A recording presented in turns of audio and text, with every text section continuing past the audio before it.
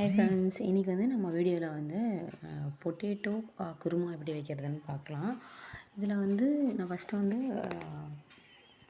ஒரு பேனில் வந்து ஆயில் போட்டு அதில் வந்து பட்டை, அப்புறம் வந்து இலை, அப்புறம் அந்த ஸ்டார் இருக்கும்ல அது, ஏலக்காய், அதுக்கப்புறம் சோம்பு, சீரகம் இது எல்லாத்தையும் போட்டு நம்ம நல்லா தாளிச்சிடலாம், வறுத்துடலாம். அதுக்கப்புறம் வெங்காயத்தை போட்டு நல்லா வதக்கிடுங்க. வெங்காயம் நல்லா வதங்குற வரைக்கும் அதுக்குள்ளே வந்து நம்ம வந்து ஒரு ஜாரில் வந்து தக்காளியை நல்லா அரைச்சி வச்சுக்கலாம். அதே மாதிரி தேங்காய், முந்திரி பருப்பு இதையும் போட்டு அரைச்சி வச்சுக்கலாம். இஞ்சி பூண்டு இருந்தால் தனியாக இருந்தால் அந்த தக்காளி கூடயே சேர்த்து வந்து அரைச்சி வச்சுக்கோங்க. அப்படி இல்லைன்னா இஞ்சி பூண்டு பேஸ்ட்டு தனியாக நம்ம வந்து ஆட் பண்ணிக்கலாம். இப்போது தேங்காய் கூட நம்ம வந்து அந்த கசகசா வேணும்னாலும் ஆட் பண்ணிக்கலாம். அப்படி இல்லைனாலும் அது ஆப்ஷனல் தான், அது வேணாலும் விட்டுடலாம். இப்போ வந்து இந்த கடாயில் வந்து நல்லா வெங்காயத்தை அந்த ராஸ்மெல் போகிற வரைக்கும் நல்லா வதக்கிட்டு நெக்ஸ்ட் வந்து இஞ்சி பூண்டு பேஸ்ட் போடலாம். அப்படி நீங்கள் வந்து இஞ்சி பூண்டு பேஸ்ட் வந்து தக்காளி கூடயே வந்து இஞ்சி பூண்டாக போட்டு வச்சுருந்தீங்கன்னா இப்போ தக்காளியோட பியூரி எடுத்து அதில் போட்டுக்கோங்க. நான் வந்து தக்காளி இதை ஊற்றிட்டு அதுக்கப்புறம் இஞ்சி பூண்டு பேஸ்ட்டு போட்டிருப்பேன். நீங்கள் அந்த ஜஸ்ட்டு ராஸ்மெல் போகிற வரைக்கும் நம்ம நல்லா வதக்கிக்கிட்டு தக்காளி பியூரி வந்து நல்லா வதக்கினதுக்கப்புறம் கொதிச்சதுக்கப்புறம் நம்ம வந்து உருளைக்கிழங்கு தனியாக வேக வச்சுருக்கோம்.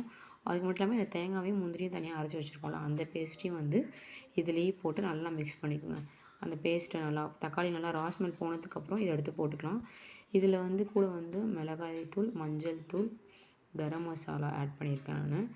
காரத்துக்கு ஏற்ற மாதிரி நம்ம தேங்காய் ஆட் பண்ணுறோம். கொஞ்சம் ஸ்பைசினஸ் வேணும்னா நீங்கள் ஆட் பண்ணிக்கலாம். ஜஸ்ட் அப்படியே நம்மளுக்கு வந்து அப்படியே நல்லா திக்காக ஒரு கிரேவி மாதிரி இருக்கும். இதை வந்து நம்ம சப்பாத்திக்கு, பரோட்டாக்கு, இட்லிக்கு, தோசைக்கு, ரைஸ்க்கு எல்லாத்துக்குமே தொட்டு சாப்பிட்லாம்.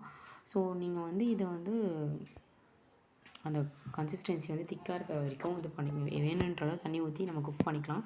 இது கூட மிளகாத்தூள், மஞ்சத்தூள், கரம் மசாலா போட்டு நான் ஆட் பண்ணதுக்கப்புறம் அந்த தேங்காய் இதையும் ஊற்றிட்டு தண்ணி ஊற்றி நல்லா குக் பண்ண வச்சுருங்க.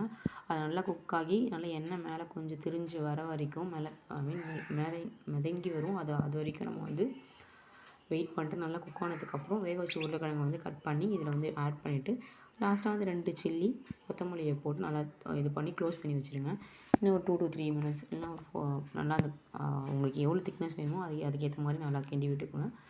அதில் வந்து கொத்தமல்லியை போட்டு நம்ம குக் பண்ணி மூடி வச்சுட்டு இறக்கிட்டோன்னா தேவையான அளவு உப்பும் போட்டுக்கணும். நடுவில் நீங்கள் உருளைக்கிழங்கு வேக வைக்கும் போதும் போடலாம், அப்படின்னா தக்காளிக்கு முன்னாடியும் போட்டுக்கலாம்.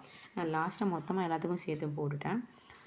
இப்போ வந்து நம்மளுக்கு வந்து ஒரு நல்ல ஒரு கிரேவி ரெடி ஆகிடும். இது வந்து நீங்கள் வந்து நான் சொன்ன மாதிரி சப்பாத்திக்கு, இட்லிக்கு, ரைஸ்க்கு எதுக்கு வேணால் தொட்டு சாப்பிடலாம். சூப்பராக இருக்கும், நல்லா ரொம்ப டேஸ்ட்டாக இருக்கும். வீட்டில் ட்ரை பண்ணிட்டேன்.